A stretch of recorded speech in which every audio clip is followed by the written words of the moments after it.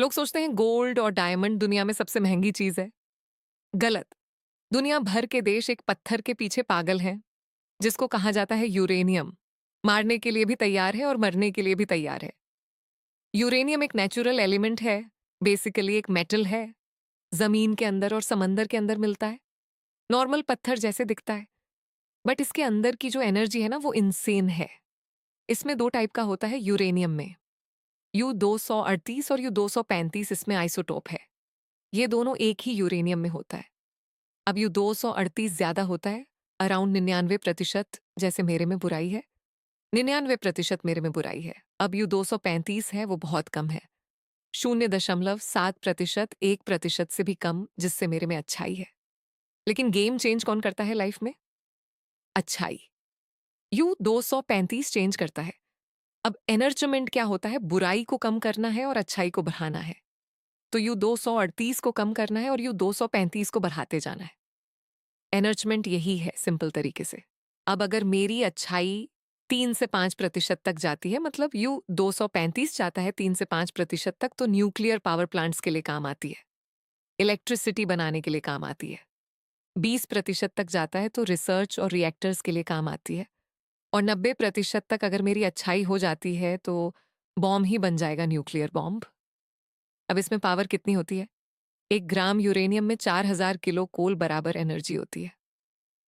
4000 kilo, इतनी energy. आप कोल जलाते हो तो स्मोक निकलेगा, पोल्यूशन निकलेगा। बट यूरेनियम कोई स्मोक नहीं, कोई एमिशन नहीं। अब रियल लाइफ यूज केस लोग समझते हैं यार, बस ये तो सिर्फ बॉम्ब बनाने के लिए काम आता है। बिल्कुल नहीं यार। कंट्रीज जैसे फ्रांस है ना, 70% जिसकी इलेक्ट्रिसिटी है ना, वो न्यूक्लियर से बनती है।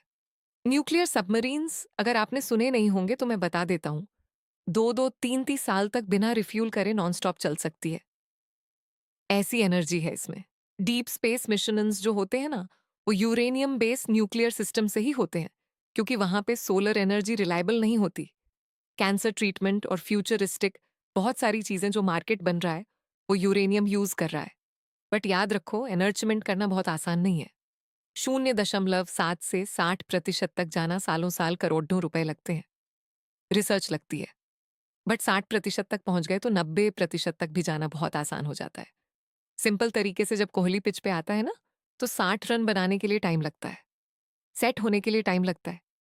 बट 60 से 90 तक जाना बहुत बहुत आसानी से फटाफट मार के पहुंच जाएगा। अब लोग पूरी दुनिया बोल रही है ईरान 60% तक एनरेज करके बैठा है, 90% कुछ वीक्स में या मतलब 1-2 महीने में पहुंच जाएगा।